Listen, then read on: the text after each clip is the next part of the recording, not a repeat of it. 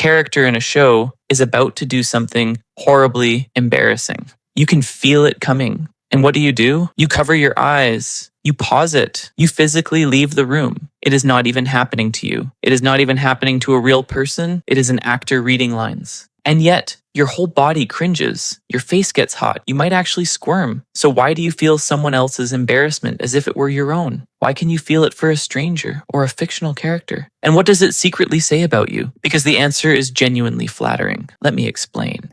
Let me start by taking apart the belief that makes people a little sheepish about this. When you cringe this hard at someone else's awkward moment, you tend to assume it means you are just oversensitive or a bit dramatic, or weirdly fragile. You feel almost silly about it, hiding behind a pillow during a TV scene that cannot actually hurt anyone, and that red is completely wrong. Feeling embarrassed for other people is not a flaw, and it is definitely not oversensitivity. It is your brain performing one of the single most sophisticated things a human mind can do, stepping into another person's experience and running it as if it were your own. And here's the part that should genuinely make you feel good. The more strongly you feel it, the more it points to something valuable about you, not something broken. Once you see what is actually happening in there, you will never feel silly about covering your eyes again. So here's the plan. I am going to walk you through 3 things in order. First, what is actually happening in your brain the moment you cringe for someone else. Second, the strange fact that this works even for total strangers and characters you know are not real. And third, why some people feel it so intensely and the genuinely reassuring thing that intensity reveals. Let's start with what your brain is doing. The first thing to understand is that your brain simulates other people, and that is the whole trick. When you watch someone about to embarrass themselves, your brain does not just observe it from the outside like a camera. It runs a simulation. It essentially puts itself in that person's shoes and generates a small shadow version of what they are or are about to be feeling.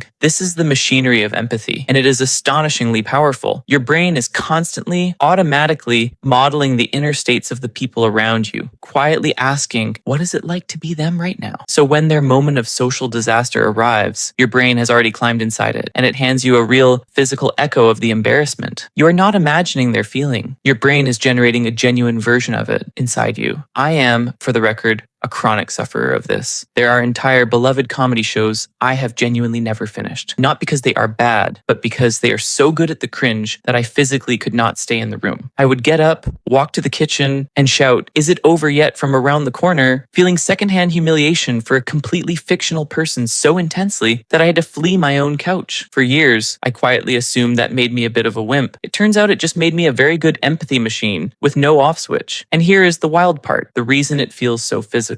Studies have found that when you watch someone else in an embarrassing situation, some of the very same brain regions light up that would activate if you were the one being embarrassed. The parts of your brain tied to social pain, the ache of being judged or rejected, fire for the other person's humiliation almost as if it were happening to you. And that social pain network is not some minor little circuit. As we have talked about on this channel before, your brain treats the threat of social rejection with genuine, deadly seriousness, because for almost all of human history, being cast out of the group was actually dangerous. So when you watch someone flirt with social disaster, your brain sounds a real alarm. The same one it would sound for you because on some deep and ancient level, it has decided that a person being humiliated in front of others is a real threat worth feeling. Here's the example you know intimately. That full body squirm during an awkward scene, the heat rising in your own face for a character who is not even real. That is not you being silly. That is your social pain network activated on someone else's behalf, doing exactly what it evolved to do. And here is the warning, or really the reframe. This simulation is not a bug in your wiring. It is one of the most important features your brain has, the foundation of how you understand and connect with every other human being. Think for a second about what a mind with none of this would actually be like. It would watch another person stumble socially and register it as pure information, a plain fact, with no feeling attached, like watching a chair tip over. That is not some superior, cooler, unbothered version of you. That is a colder one. The wince is the price of being able to feel your way into other people at all. And being able to do that is more or less the entire basis of friendship, of love, of every kind thing you have ever done for anyone. But that raises an obvious question. If it is empathy for other people, why on earth does it fire for a fictional character who who has no feelings at all. The second thing is that your empathy machinery does not stop to check whether the person is real or whether they even matter to you. It just fires. This is the strange, almost funny part. Your brain's simulation system is fast, automatic, and frankly, not very picky. It does not pause to run the logic of, well, this is an actor, or this person is a total stranger I will never see again, so I do not actually need to feel anything. It just models the social situation in front of it and generates the feeling in real time before your rational mind can step in and say, this does not matter. That is why you can cringe just as hard for a character in a comedy as for your own friend, and sometimes harder. Your empathy does not require the other person to be real or important to you or even aware. It just requires a social situation going wrong.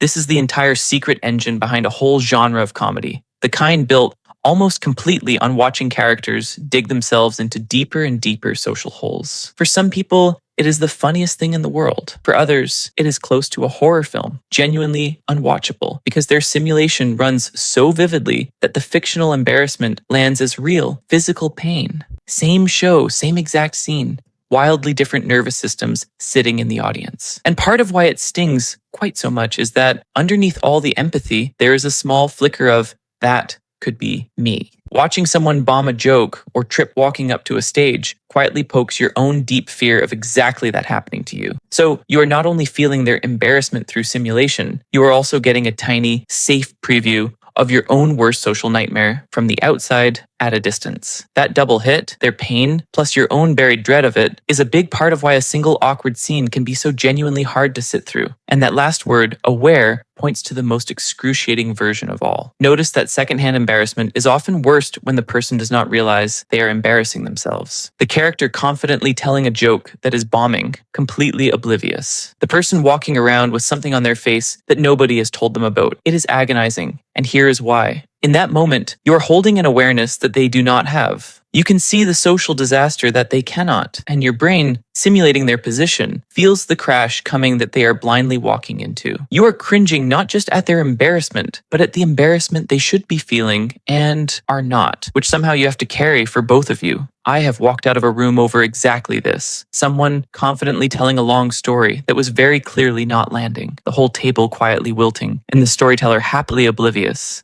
sailing right on. I was not even part of the conversation, but I could see the crash that they could not. And I felt every single second of an embarrassment they were not even feeling yet. I had to go get a glass of water I did not want, purely to escape a humiliation that technically belonged to a person who was, by all accounts, having a perfectly lovely time. And this is genuinely why I make this channel. So a quick thing, if you love having the hidden workings of your own mind explained like this, take 1 second and subscribe. That is the whole point of what we do here. Okay, back to it, because now we get to the best part. Because if this is all empathy, then why do some people feel it so much more intensely than others? The third thing, and the part that turns this into a compliment, is that how strongly you feel secondhand embarrassment tracks with how much empathy you have. Researchers who studied this found something lovely. The people who feel vicarious embarrassment most intensely tend to be the people who score highest on empathy, on the ability to take another person's perspective and feel with them. In other words, the more of this you feel, the more finely tuned your machinery for understanding other humans probably is. That cringe you feel so strongly is not a sign that you are fragile. It is a sign that your brain is exceptionally good at doing the thing that makes you a kind, connected, socially aware person in the first place. You are not too sensitive. You are, in a very real sense, deeply, powerfully empathetic, and this is just the slightly uncomfortable receipt for it. There is a genuine cost side to it too, though, and it is worth naming honestly. If your empathy runs this hot, cringe can genuinely tip over into real distress. Some people avoid whole shows or quietly dread a social event on someone else's behalf because the vicarious embarrassment is simply that intense to sit through. If that is you, the gentle move is not to try to feel less, which does not really work anyway, but to remind yourself right in the moment that the feeling you are having is a simulation, not your own actual situation. That small piece of distance, this is my empathy firing, not my life, can take just enough of the edge off to let you stay in the room. Here's the example that shows both sides of it. Think about the person who can happily sit through the most excruciating cringe comedy without flinching versus the person who has to leave the room. It is tempting to think the one who can watch is tougher or cooler, but often it is closer to the opposite. The one squirming and hiding is frequently the one whose empathy is running at full volume, feeling the situation so completely that their body reacts as if it were their own. And here is a strange little proof of just how automatic the whole thing is. You will feel it even for people you do not like, even for someone you were genuinely annoyed with a minute earlier. Your empathy machinery fires before your opinions ever get a vote. You can be mid-eye roll at somebody and still wince the instant they trip in public because the simulation does not wait around to ask how you feel about them first. It just climbs straight in. And here is the warning, the thing I really want you to take from this. Please stop treating this reaction as a weakness or something to be embarrassed about. The friend who cannot watch, the one who covers their eyes and begs you to skip the scene, is not being dramatic. They are showing you a nervous system so good at stepping into other people that it cannot help but climb into a stranger's shoes and feel the ground give way. So let me pull all of this together, because it turns something you might have felt a little silly about into something genuinely worth being proud of. You learned that feeling embarrassed for other people is your brain running a full simulation of their experience, generating a real physical echo of their embarrassment inside you, using the very same social pain circuitry that fires for your own humiliation. You learn that this system does not care whether the person is real, a stranger, or a fictional character. It just fires at any social situation going wrong. And it fires hardest of all when the person cannot see the disaster that you can. And you learn the best part, that the intensity of what you feel tracks with your empathy. So the harder you cringe, the more it says about how deeply you are able to feel with other people. And here's the part I really want you to keep, because it reframes the whole uncomfortable experience. The fact that you can feel the stranger's embarrassment or ache for a character who does not even exist is not a malfunction or a weakness. It is proof of something remarkable, that your brain is capable of fully stepping outside itself and into another person, of feeling what they feel as if their experience were your own. That exact same ability is the root of every good thing about being human. It is what lets you comfort a friend, love another person, feel moved by a stranger's story, and care about people you will never meet. Secondhand embarrassment is just the small, awkward tax you occasionally pay on one of the most beautiful superpowers you have. The cringe is the cost. The connection is the gift. It is a genuinely good trade, honestly, when you weigh up the whole of it. A world full of people who felt absolutely nothing. Watching a stranger fall apart would be a colder, lonelier, crueler place than the one we actually live in. That little wince you feel for someone you will never meet is a tiny,